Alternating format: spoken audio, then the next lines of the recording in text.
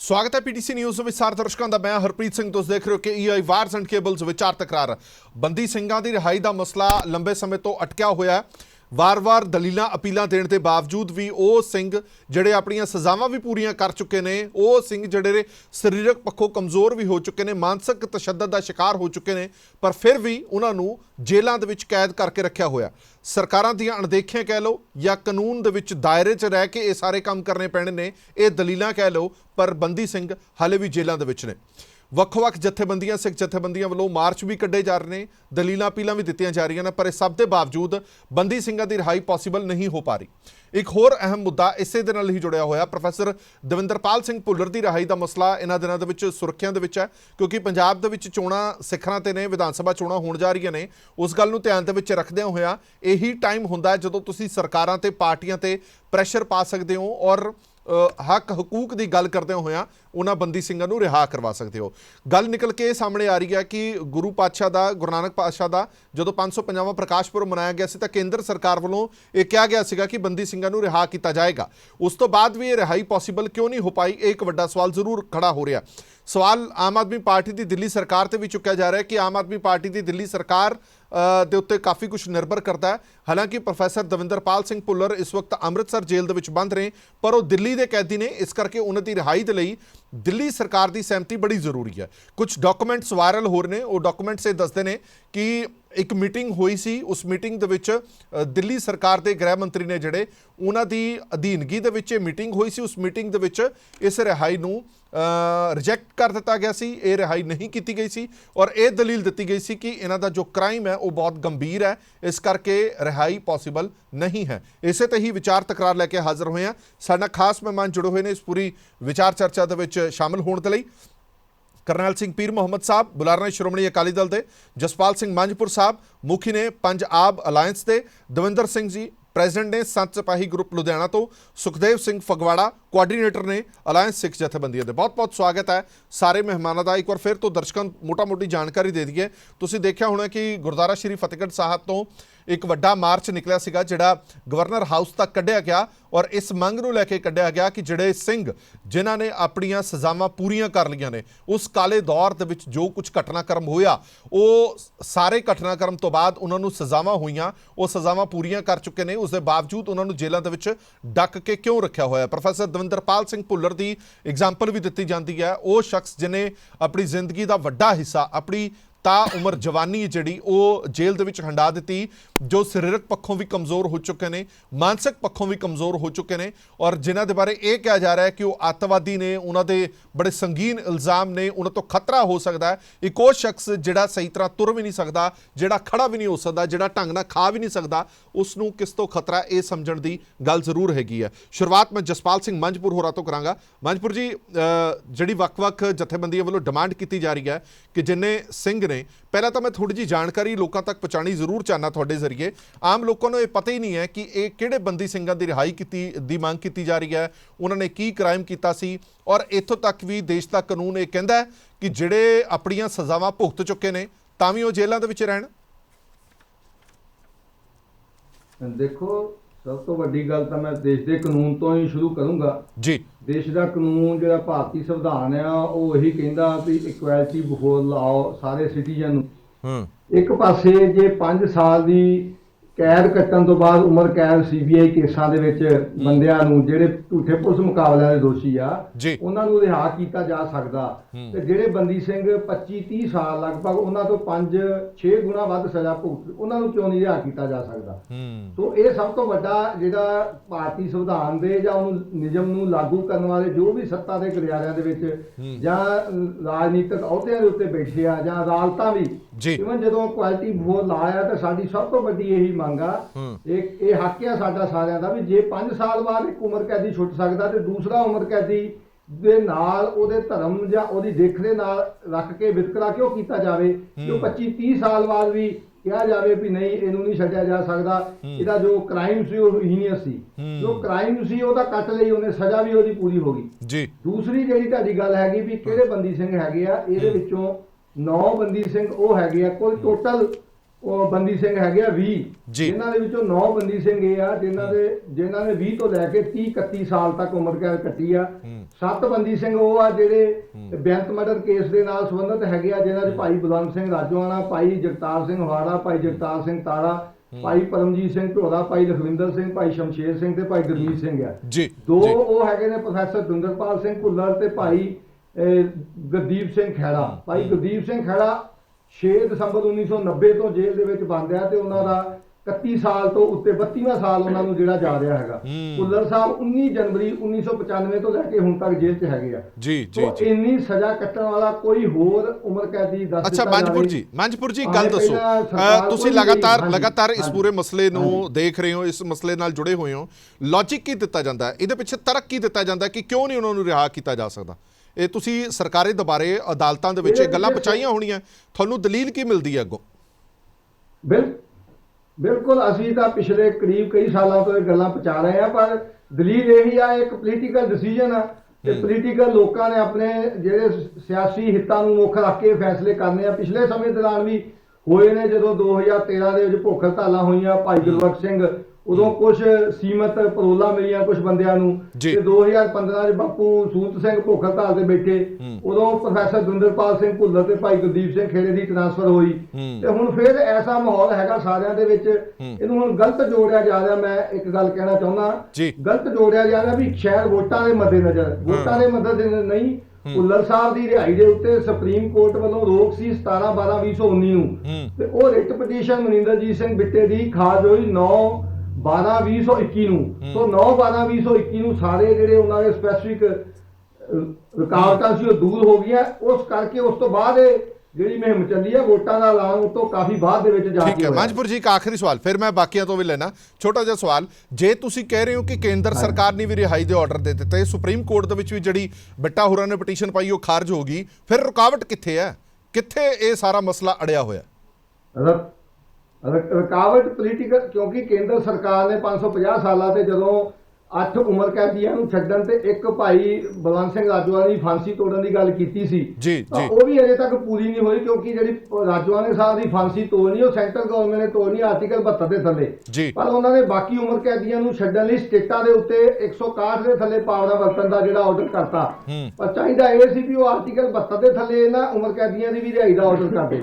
ਸੋ ਫੈਸਲਾ ਉਹਨਾਂ ਨੇ ਸਟੇਟਾਂ ਨੇ ਛੱਡਤਾ। ਸਟੇਟਾਂ ਨੇ ਆਪਣੇ ਪੋਲੀਟੀਕਲ ਹਿੱਤਾਂ ਨੂੰ ਦੇਖਦੇ ਹੋਏ ਇਹ ਫੈਸਲੇ ਕੁਝ ਲਏ ਨੇ, ਕੁਝ ਨਹੀਂ ਲਏ ਜਾ ਰਹੇ। ਜਿਵੇਂ 1.5 ਸਾਲ ਪਹਿਲਾਂ ਭਾਈ ਲਾਲ ਸਿੰਘ ਕਾਲਗੜ ਨੂੰ ਵੀ ਇਸੇ ਤਰ੍ਹਾਂ ਛੱਡਿਆ ਗਿਆ ਸੀਗਾ, ਗੁਜਰਾਤ ਸਰਕਾਰ ਨਾਲ ਸੰਬੰਧਿਤ ਕੈਦੀ ਸੀ ਤੇ ਉਹਨਾਂ ਦੀ ਸਤੰਬਰ 2020 ਦੇ ਵਿੱਚ ਜਿਹੜੀ ਆ ਰਿਹਾਈ ਹੋ ਗਈ ਸੀ। ਉਸੇ ਨੋਟੀਫਿਕੇਸ਼ਨ ਮੁਤਾਬਕ ਨੰਦ ਸਿੰਘ ਤੇ ਸੁਬੇਗ ਸਿੰਘ ਦੀ ਵੀ ਰਿਹਾਈ ਹੋ ਚੁੱਕੀ ਆ।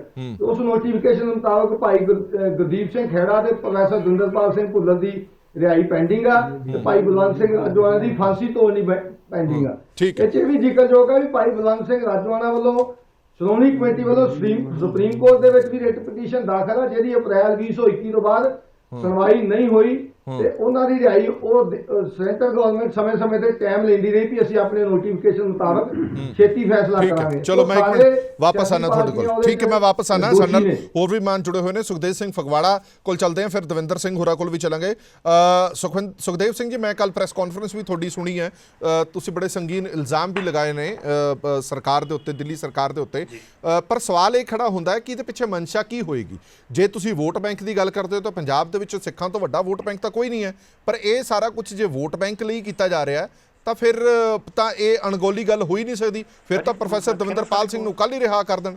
ਮੈਨੂੰ ਇਹ ਲੱਗਦਾ ਵੀ ਇਹ ਡਿਸੀਜਨ ਇਸ ਚੀਜ਼ ਵਿੱਚੋਂ ਵੀ ਨਿਕਲਿਆ ਹੋ ਸਕਦਾ ਹੈ ਕਿ ਉਹਨਾਂ ਨੂੰ ਸ਼ਾਇਦ ਇਹ ਭਰੋਸਾ ਹੋ ਚੁੱਕਾ ਹੈ ਕਿ ਸ਼ਾਇਦ ਇਸ ਵਾਰੀ ਸਿੱਖ ਵੋਟ ਪੰਜਾਬ ਦੇ ਵਿੱਚ ਉਸ ਪੱਧਰ ਤੇ ਨਹੀਂ ਪਊਗੀ ਜਿੰਨੀ 2017 ਚ ਪਈ ਸੀ, ਔਰ ਜਿੰਨੀ ਪੋਲੀਟੀਕਲ ਫੰਡਿੰਗ 2017 ਦੇ ਵਿੱਚ ਆਮ ਆਦਮੀ ਪਾਰਟੀ ਨੂੰ ਮਤਲਬ ਪਹਿਲੀ ਵਾਰ ਹੋਇਆ ਵੀ ਲੋਕਾਂ ਨੇ ਆਪਣੇ ਦਸਵੰਧ ਦੇ ਪੈਸੇ ਵੀ ਇਹਨਾਂ ਨੂੰ ਪੋਲੀਟੀਕਲ ਫੰਡ ਦੇ ਰੂਪ ਦੇ ਵਿੱਚ ਦਿੱਤੇ ਸੀ। ਸੋ ਇਹ ਮੈਨੂੰ ਲੱਗਦਾ ਵੀ ਜਦੋਂ ਉਹ ਉਮੀਦ ਖਤਮ ਹੋ ਗਈ ਹੈ ਤਾਂ ਹੁਣ ਜਿਹੜਾ ਅਗਲਾ ਸੈਕਸ਼ਨ ਉਹਨਾਂ ਨੂੰ ਇੱਕ ਡਰ ਜਿਹੜਾ ਸਤਾ ਰਿਹਾ ਵੀ 2017 ਦੇ ਵਿੱਚ ਉਹਨਾਂ ਉੱਤੇ ਜਿਹੜੇ ਬਲੇਮ ਲੱਗੇ ਸੀਗੇ ਅਲੱਗ-ਅਲੱਗ ਪਾਰਟੀਆਂ ਵੱਲੋਂ ਵੀ ਤੁਸੀਂ ਗਰਮ ਖਿਆਲੀਆਂ ਦਾ ਸਾਥ ਦੇ ਰਹੇ ਹੋ, ਤੁਸੀਂ ਖਾਲਿਸਤਾਨੀਆਂ ਦਾ ਸਾਥ ਦੇ ਰਹੇ ਹੋ, ਸ਼ਾਇਦ ਉਹ ਇੱਕ ਉਹਨਾਂ ਨੂੰ ਲੱਗਦਾ ਵੀ ਸ਼ਾਇਦ ਉਹ ਸਾਡਾ ਕੋਈ ਨੁਕਸਾਨ ਨਾ ਹੋ ਜੇ, ਉਹ ਡਰ ਕਰਕੇ ਸ਼ਾਇਦ ਉਹ ਭੱਜ ਰਹੇ ਨੇ। ਪਰ ਇਹਦੇ ਵਿੱਚ ਇੱਕ ਚੀਜ਼ ਜਿਹੜੀ ਸ਼ਾਇਦ ਮਨਪੁਰ ਸਾਹਿਬ ਨੇ ਵੀ ਗੱਲ ਕੀਤੀ ਹੋਣੀ ਹੈ ਕਿ ਇਹੀ ਅਰਵਿੰਦ ਕੇਜਰੀਵਾਲ ਜੀ ਇਕਬਾਲ ਸਿੰਘ ਜੀ ਦੀ ਚਿੱਠੀ ਦਾ ਜਵਾਬ ਦਿੰਦੇ ਹੋਏ 27/1/2014 ਨੂੰ ਜਦੋਂ ਉਹਨਾਂ ਨੂੰ ਸਿੱਖਾਂ ਦੀਆਂ ਵੋਟਾਂ ਤੇ ਪੈਸਾ ਚਾਹੀਦਾ ਸੀ, ਉਦੋਂ ਇਹ ਕਹਿ ਰਹੇ ਨੇ ਕਿ ਅਸੀਂ ਭਾਈ ਦਵਿੰਦਰਪਾਲ ਸਿੰਘ ਭੁੱਲਰ ਜੀ ਦੀ ਰਿਹਾਈ ਲਈ ਰਾਸ਼ਟਰਪਤੀ ਜੀ ਨੂੰ ਵੀ ਚਿੱਠੀ ਲਿਖ ਦਿੱਤੀ ਹੈ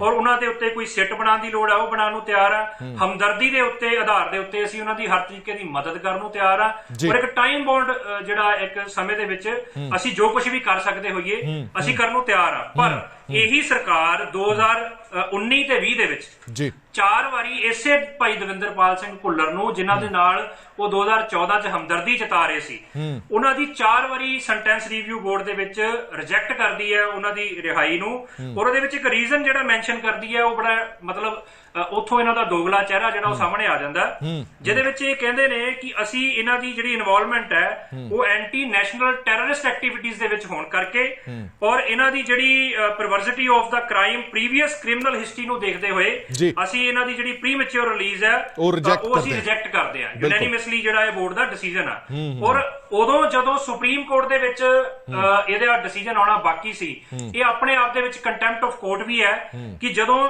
ਤੁਸੀਂ ਪੈਂਡਿੰਗ ਵੀ ਕਰ ਸਕਦੇ ਸੀ ਮੀਟਿੰਗ ਦੇ ਵਿੱਚ ਪਾ ਕੇ ਵੀ ਜੋ ਅਦਾਲਤ ਦਾ ਨਤੀਜਾ ਹੋਊਗਾ ਫੈਸਲਾ ਹੋਏਗਾ ਉਸ ਤੋਂ ਬਾਅਦ ਰਿਵਿਊ ਕਰਾਂਗੇ। ਤੁਹਾਨੂੰ ਲੱਗ ਰਿਹਾ ਵੀ ਇਨਸਾਨੀਅਤ ਨਾਤੇ ਉਹਦੀ ਰਿਹਾਈ ਹੋਣੀ ਚਾਹੀਦੀ ਹੈ, ਹਾਂ ਉਸ ਤੋਂ ਬਾਅਦ ਜਿਹੜਾ ਬੰਦੇ ਦੇ ਨਾਲ 2014 ਵਿੱਚ ਤੁਹਾਨੂੰ ਇਨਸਾਨੀਅਤ ਨਾਤੇ ਹਮਦਰਦੀ ਹੋ ਰਹੀ ਹੈ, ਉਸੇ ਸਰਕਾਰ ਨੂੰ 2019 ਤੇ 20 ਦੇ ਵਿੱਚ ਆ ਕੇ 4 ਵਾਰੀ ਉਹ ਵਿਅਕਤੀ ਜਦੋਂ ਕੋਰਟ ਦੇ ਵਿੱਚ ਡਿਸੀਜਨ ਪੈਂਡਿੰਗ ਹੈ ਉਹ ਉਹਨਾਂ ਨੂੰ ਇੱਕ ਹੀਨੀਅਸ ਕ੍ਰਿਮੀਨਲ ਨਜ਼ਰ ਕਿਉਂ ਆਉਣ ਲੱਗ ਪੈਂਦਾ, ਉਹ ਵੀ ਉਦੋਂ ਜਦੋਂ ਸਜ਼ਾ ਪੂਰੀ ਹੋ ਚੁੱਕੀ ਹੈ, ਪੂਰੀ ਹੋਣ ਤੋਂ ਬਾਅਦ 5-10 ਸਾਲ ਉੱਪਰ ਜਾ ਚੁੱਕੇ ਨੇ। ਤਾਂ ਇਹ ਇੱਕ ਦੋਗਲਾ ਚਿਹਰਾ ਹੈ ਜਿਹੜਾ ਤੁਹਾਡੀ ਸਵਾਲ ਦਾ ਜਵਾਬ ਹੈ ਵੀ ਜੇ ਵੋਟਾਂ ਹੀ ਚਾਹੀਦੀਆਂ ਹੁੰਦੀਆਂ, ਵੋਟਾਂ 2014 ਤੇ 17 ਚ ਚਾਹੀਦੀਆਂ ਸੀ ਲੈ ਲਈਆਂ, ਇਸ ਵਾਰੀ ਸ਼ਾਇਦ ਮਿਲ ਨਹੀਂ ਰਹੀਆਂ, ਇਸ ਕਰਕੇ ਇਹੋ ਜਿਹੇ ਡਿਸੀਜਨ ਆ ਰਹੇ। ਠੀਕ ਹੈ, ਮੈਂ ਵਾਪਸ ਆਣਾ ਤੁਹਾਡੇ ਕੋਲ। ਹੁਣ ਵੱਡਾ ਸਵਾਲ ਤਾਂ ਇਹ ਖੜਾ ਹੁੰਦਾ ਕਿ ਹਿਊਮਨ ਰਾਈਟਸ ਦਾ ਸਿੱਧਾ ਕਾਣ ਹੈਗਾ, ਮਨੁੱਖੀ ਅਧਿਕਾਰਾਂ ਦਾ ਕਾਣ ਹੈਗਾ। ਜੇ ਕਿਸੇ ਨੇ ਕੋਈ ਜੁਰਮ ਕੀਤਾ ਉਹਦੀ ਸਜ਼ਾ ਅਦਾਲਤ ਵੱਲੋਂ ਮੁਕਰਰ ਕਰ ਦਿੱਤੀ ਗਈ, ਜੇਕਰ ਉਹ ਆਪਣੀ ਸਜ਼ਾ ਪੂਰੀ ਕਰ ਲਵੇ, ਉਸ ਸਜ਼ਾ ਪੂਰੀ ਕਰਨ ਤੋਂ ਬਾਅਦ ਵੀ ਜਦੋਂ ਤੁਸੀਂ ਉਹਨੂੰ ਰਿਹਾ ਨਾ ਕਰੋ ਤਾਂ ਇਹ ਮਨੁੱਖੀ ਅਧਿਕਾਰਾਂ ਦਾ ਹਨਨ ਹੈ, ਕਾਣ ਹੈ, ਸਿੱਧਾ ਕਾਣ ਹੈ। ਹੁਣ ਇਸ ਮਸਲੇ ਦੇ ਵਿੱਚ ਜੇ ਪ੍ਰੋਫੈਸਰ ਦਵਿੰਦਰਪਾਲ ਸਿੰਘ ਭੁੱਲਰ ਦੇ ਮਸਲੇ ਦੀ ਗੱਲ ਕਰਦੇ ਹਾਂ ਤਾਂ 550ਵੇਂ ਪ੍ਰਕਾਸ਼ ਪੁਰਬ ਤੇ ਜੇ ਕੇਂਦਰ ਸਰਕਾਰ ਕਹਿੰਦੀ ਹੈ ਕਿ ਰਿਹਾ ਕੀਤਾ ਜਾਵੇ, ਪ੍ਰੀ ਮੈਚਿਓਰ ਰਿਲੀਜ਼ ਕੀਤੀ ਜਾਵੇ, ਉਸ ਤੋਂ ਬਾਅਦ ਸੁਪਰੀਮ ਕੋਰਟ ਦੇ ਵਿੱਚ ਇੱਕ ਪਾ ਦਿੱਤਾ ਜਾਂਦਾ ਕੇਸ ਬਿੱਟਾ ਵੱਲੋਂ, ਜਦੋਂ ਉਹਦੇ ਤੇ ਵੀ ਫੈਸਲਾ ਆ ਜਾਂਦਾ ਕਿ ਨਹੀਂ ਇਹ ਖਾਰਜ ਕੀਤੀ ਜਾਂਦੀ ਹੈ, ਉਸ ਤੋਂ ਬਾਅਦ ਵੀ ਜੇਕਰ ਉਸ ਸ਼ਖਸ ਨੂੰ ਇਹ ਕਹਿ ਕੇ ਨਾ ਰਿਹਾ ਕੀਤਾ ਜਾਵੇ ਕਿ ਉਸ ਦਾ ਕ੍ਰਾਈਮ ਬਹੁਤ ਵੱਡਾ ਹੈ, ਉਹ ਅੱਤਵਾਦੀ ਗਤੀਵਿਧੀਆਂ 'ਚ ਸ਼ਾਮਲ ਹੈ, ਤਾਂ ਘੱਟੋ ਘੱਟ ਕਰੰਟ ਸਿਚੁਏਸ਼ਨ ਉਹਦੀ ਦੇਖ ਲੈਣੀ ਚਾਹੀਦੀ ਹੈ ਕਿ ਉਹ ਵਾਕਈ ਤੁਹਾਨੂੰ ਲੱਗਦਾ ਹੈ ਅੱਜ ਦੀ ਘੜੀ ਦੇ ਵਿੱਚ ਕਿ ਉਹ ਐਂਟੀ ਟੈਰਰਿਸਟ ਹੋ ਸਕਦਾ, ਉਹ ਇੱਦਾਂ ਦੀਆਂ ਗੱਲਾਂ ਕਰ ਸਕਦਾ। ਇਹ ਸਵਾਲ ਬੜਾ ਵੱਡਾ ਹੈਗਾ। ਦਵਿੰਦਰ ਸਿੰਘ ਕੋਲ ਚੱਲਦੇ ਹਾਂ, ਫਿਰ ਮੈਂ ਪੀਰ ਮੁਹੰਮਦ ਸਾਹਿਬ ਤੋਂ ਆਖਰੀ ਦੇ ਵਿੱਚ ਬਿਆਨ ਜ਼ਰੂਰ ਲਾਂਗਾ। ਦਵਿੰਦਰ ਸਿੰਘ ਜੀ, ਇੱਕ ਤੁਹਾਡੀ ਵੀਡੀਓ ਵੀ ਵਾਇਰਲ ਹੋਈ ਸੀ ਜਿਹੜੀ ਤੁਸੀਂ ਮੈਨੂੰ ਲੱਗਦਾ ਰਾਘਵ ਚੱਡਾ ਦੇ ਖਿਲਾਫ, ਜੇ ਮੈਂ ਗਲਤ ਨਹੀਂ ਹਾਂ ਤਾਂ ਤੁਸੀਂ ਬੋਲਿਆ ਸੀਗਾ, ਪਰ ਸਵਾਲ ਇਹ ਖੜਾ ਹੁੰਦਾ ਦਵਿੰਦਰ ਸਿੰਘ, ਵਾਰ-ਵਾਰ ਆਮ ਆਦਮੀ ਪਾਰਟੀ ਦੀ ਸਰਕਾਰ ਕਹਿੰਦੀ ਰਹੀ ਜੇ ਉਹ ਡਾਕੂਮੈਂਟਸ ਬਾਹਰ ਨਾ ਆਉਂਦੇ, ਜਿਹਦੀ ਗੱਲ ਫਗਵਾੜਾ ਸਾਹਿਬ ਕਹਿ ਰਹੇ ਨੇ, ਜੇ ਉਹ ਡਾਕੂਮੈਂਟ ਬਾਹਰ ਨਾ ਆਉਂਦੇ ਇਹਦਾ ਮਤਲਬ ਉਹ ਗੱਲ ਦੱਬੀ ਰਹਿੰਦੀ, ਇਹ ਪਤਾ ਹੀ ਨਾ ਲੱਗ ਪਾਉਂਦਾ ਕਿ ਉਸ ਰਿਵਿਊ ਮੀਟਿੰਗ ਦੇ ਵਿੱਚ ਹੋਇਆ ਕੀ, ਉਸ ਰਿਵਿਊ ਮੀਟਿੰਗ ਦੇ ਵਿੱਚ ਕੌਣ ਸ਼ਾਮਲ ਸੀਗਾ। ਇਹਦਾ ਮਤਲਬ ਕਿ ਉਸ ਪਾਰਟੀ ਨੇ ਇਹ ਗੱਲ ਛੁਪਾਉਣ ਦੀ ਕੋਸ਼ਿਸ਼ ਵੀ ਕੀਤੀ ਸਿੱਖ ਭਾਈਚਾਰੇ ਤੋਂ। ਬਿਲਕੁਲ ਜੀ, ਬਿਲਕੁਲ। ਦੇਖੋ ਹਰਪ੍ਰੀਤ ਜੀ, ਅੱਜ ਮਾਫ ਕਰਨਾ ਮੇਰੀ ਗੱਲ ਥੋੜੀ ਲੰਬੀ ਹੋ ਸਕਦੀ ਹੈ, ਲੇਕਿਨ ਮੈਂ ਥੋੜੀ ਜ਼ਰੂਰ ਤਰਕ ਦੇ ਹਿਸਾਬ ਨਾਲ ਸਮਝਾਉਣਾ ਚਾਹੁੰਦਾ ਵਾਂ, ਬੇਨਤੀ ਕਰਨਾ ਚਾਹੁੰਦਾ ਕਿ ਦੇਖੋ ਕੇਂਦਰ ਸਰਕਾਰ ਨੂੰ ਨਾ ਮੁੱਢ ਕਦੀਮ ਤੋਂ ਹੀ ਸਾਡੀਆਂ ਇਹ ਕੇਸਰੀ ਪੱਗਾਂ ਤੇ ਸਾਡੇ ਲੰਮੇ ਦਾੜੇ ਚੁੱਭਦੇ ਆਏ ਨੇ। ਅੱਜ ਜੋ ਕੁਝ ਵੀ ਆਪਾਂ ਕਰ ਰਹੇ ਹਾਂ ਜਾਂ ਜੋ ਕੁਝ ਸਾਡੇ ਸਿੱਖ ਭਾਈਆਂ ਨਾਲ ਇਹ ਕੇਂਦਰ ਦੀ ਸਰਕਾਰ ਕਰ ਰਹੀ ਹੈ ਨਾ, ਉਹਦੀ ਸਭ ਤੋਂ ਵੱਡੀ ਵਜ੍ਹਾ ਇਹੀ ਆ ਕਿ ਇਹਨਾਂ ਨੂੰ ਪਤਾ ਵਾ ਕਿ ਇਹ ਜ਼ੁਲਮ ਦੇ ਖਿਲਾਫ ਜਿਹੜੀ ਆਵਾਜ਼ ਚੁੱਕਣ ਵਾਲੀ ਕੌਮ ਆ। ਇਹਨਾਂ ਨੇ ਦੇਖੋ ਜਿਹੜਾ ਤੀਜਾ ਧਿਰ ਆਇਆ ਜੀ, ਤੁਸੀਂ ਗੱਲ ਕੀਤੀ ਆ, ਇਹਨਾਂ ਨੇ ਸਭ ਤੋਂ ਪਹਿਲਾਂ ਆਣ ਕੇ ਸਾਡੀਆਂ ਪੱਗਾਂ ਤੇ ਅਟੈਕ ਕੀਤਾ ਭਾਜੀ। ਤੇ ਇਹ ਦੂਰਦਰਸ਼ਨ ਨਾਲ ਸੋਚੋ, ਸਾਡੀਆਂ ਪੱਗਾਂ ਲਵਾ ਕੇ ਟੋਪੀਆਂ ਪਵਾਤੀਆਂ ਸਾਨੂੰ, ਫਿਰ ਉਸ ਤੋਂ ਬਾਅਦ ਇਹ ਗੁਰੂ ਦੀ ਬਖਸ਼ੀ ਹੋਈ ਦਾਤ ਜਿਹੜੀ ਆ, ਨਿਆਮਤ ਸਾਨੂੰ ਦਿੱਤੀ ਆ ਪ੍ਰਮਾਤਮਾ ਨੇ, ਇਹਨਾਂ ਦੇ ਉੱਪਰ ਇਹਨਾਂ ਨੇ ਝਾੜੂ ਵਾਲੇ ਆਪਣੇ ਜਿਹੜੇ ਫੀਤੀਆਂ ਵਾ ਬਣਾ ਕੇ ਸਾਨੂੰ ਸ਼ਰਮਸਾਰ ਕੀਤਾ। ਸੋ ਇਹ ਗੁੱਝੀਆਂ ਚਾਲਾਂ ਇਹਨਾਂ ਦੀਆਂ, ਸਾਡੀ ਜਨਤਾ ਭੋਲੀ ਹੈ, ਸਮਝ ਨਹੀਂ ਰਹੀ। ਪਰ ਹੌਲੀ ਹੌਲੀ ਮੈਂ ਕਹਿੰਦਾ ਜਨਤਾ ਦੇ ਇਸੇ 2022 ਦੇ ਵਿੱਚ ਹੀ ਜਨਤਾ ਨੇ ਨਾ ਇਹਨਾਂ ਨੂੰ ਸ਼ੀਸ਼ਾ ਵਿਖਾ ਦੇਣਾ ਵਾ ਕਿ ਜਿੰਨਾ ਦੀ ਇਹਨਾਂ ਦੀ ਔਕਾਤ ਆ।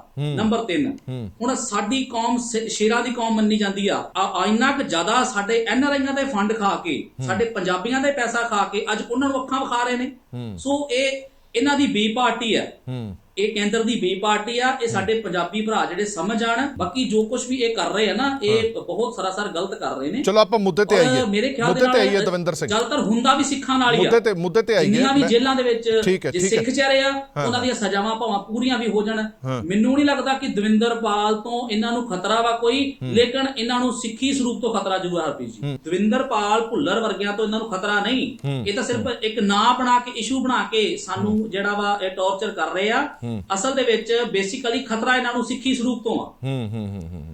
ਚਲੋ ਠੀਕ ਹੈ, ਮੈਂ 1 ਮਿੰਟ ਵਾਪਸ ਆਣਾ ਤੁਹਾਡੇ ਕੋਲ, ਇੱਕ ਰਿਪਲਾਈ ਪੀਰ ਮੁਹੰਮਦ ਸਾਹਿਬ ਤੋਂ ਲੈ ਲਵਾਂ, ਫਿਰ ਵਾਪਸ ਆਣਾ। ਪੀਰ ਮੁਹੰਮਦ ਸਾਹਿਬ, ਇਹ ਜਿਹੜੀ ਲੜਾਈ ਹੈਗੀ ਹੈ, ਇਹ ਦੋ ਪਾਸੜ ਲੜਾਈ ਹੈਗੀ ਹੈ।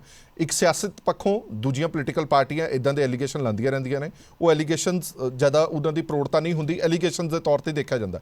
ਪਰ ਜਦੋਂ ਬਤੌਰ ਸਬੂਤ ਇਹ ਗੱਲਾਂ ਸਾਹਮਣੇ ਲਿਆਂਦੀਆਂ ਜਾਣ, ਜਿਵੇਂ ਫਗਵਾੜਾ ਹੋਰਾਂ ਨੇ ਦੱਸਿਆ ਕਿ ਆਹ ਸਬੂਤ ਹੈ, 2014 ਦੇ ਵਿੱਚ ਤੁਸੀਂ ਕਿਸੇ ਸ਼ਖਸ ਦੇ ਲਈ ਕੁਝ ਹੋਰ ਕਹਿੰਦੇ ਹੋ, 2019-20 ਦੇ ਵਿੱਚ ਜਿਹੜੀ ਚਿੱਠੀ ਹੁਣ ਵਾਇਰਲ ਹੋਈ ਹੈ ਉਹਦੇ ਵਿੱਚ ਤੁਸੀਂ ਕੁਝ ਹੋਰ ਕਹਿੰਦੇ ਹੋ। ਇਹਦਾ ਮਤਲਬ ਸਮੇਂ-ਸਮੇਂ ਮੁਤਾਬਕ ਤੁਹਾਡੇ ਲੌਜਿਕ, ਤੁਹਾਡਾ ਦੁੱਖ, ਤੁਹਾਡੀ ਹਮਦਰਦੀ, ਤੁਹਾਡੇ ਦਰਦ ਬਦਲ ਜਾਂਦੇ ਨੇ, ਫਿਰ ਇਹ ਸਿਆਸਤ ਨਹੀਂ ਤਾਂ ਹੋਰ ਕੀ ਹੈ? ਦੇਖੋ, ਸਭ ਤੋਂ ਪਹਿਲੀ ਗੱਲ ਤਾਂ ਇਹ ਸਮਝਣ ਦੀ ਲੋੜ ਹੈ ਕਿ ਮਾਨਸਿਕਤਾ ਕਿਹੜੀ ਕੰਮ ਕਰਦੀ ਹੈ। ਦੇਖੋ, ਇਹ ਜਿਹੜੇ ਸਾਡੇ ਨੌਜਵਾਨ ਨੇ, ਪ੍ਰੋਫੈਸਰ ਦਵਿੰਦਰਪਾਲ ਸਿੰਘ ਭੁੱਲਰ, ਭਾਈ ਜਗਤਾਰ ਸਿੰਘ ਹਵਾਰਾ, ਭਾਈ ਬਲਵੰਤ ਸਿੰਘ ਰਾਜੋਆਣਾ, ਤੇ ਜਿੰਨੇ ਸਿੰਘਾਂ ਦੇ ਨਾਮ ਐਡਵੋਕੇਟ ਜਸਪਾਲ ਸਿੰਘ ਮੰਝਪੁਰ ਸਾਹਿਬ ਨੇ ਲਏ ਨੇ, ਇਹ ਸਾਰੇ ਜੋ ਇੰਡੀਆ ਦਾ ਕਾਨੂੰਨ ਨੇ ਜਿਹੜੀਆਂ ਸਜ਼ਾਵਾਂ ਦਿੱਤੀਆਂ, ਉਹ ਸਜ਼ਾਵਾਂ ਪੂਰੀਆਂ ਕਰਕੇ ਤੇ ਉਸ ਤੋਂ ਵੱਧ ਸਮੇਂ ਤੋਂ ਇਹ ਜੇਲ੍ਹ ਦੇ ਵਿੱਚ ਬੰਦ ਨੇ। ਪਿਛਲੇ ਸਮੇਂ ਦੇ ਵਿੱਚ ਤੁਸੀਂ ਦੇਖਿਆ, ਭਾਈ ਗੁਰਬਖਸ਼ ਸਿੰਘ ਜੀ ਨੇ ਆਪਣੀ ਜਾਨ ਦੀ ਆਹੂਤੀ ਵੀ ਦੇ ਦਿੱਤੀ। ਬਾਪੂ ਸੂਰ ਸਿੰਘ ਅੱਜ ਵੀ ਬਿਰਧ ਅਵਸਥਾ ਦੇ ਵਿੱਚ। ਵੱਖਰੀ ਗੱਲ ਹੈ ਕਿ ਐਲੀਗੇਸ਼ਨ ਲਾਉਣ ਵਾਲੇ ਜੋ ਮਰਜ਼ੀ ਕਹੀ ਜਾਣ, ਉਹ ਇਸ ਇਸ਼ੂ ਦੇ ਉੱਤੇ ਭੁੱਖ ਹੜਤਾਲ ਕਰਕੇ ਉਦੋਂ ਤੋਂ ਬੈਠੇ ਹੋਏ ਨੇ।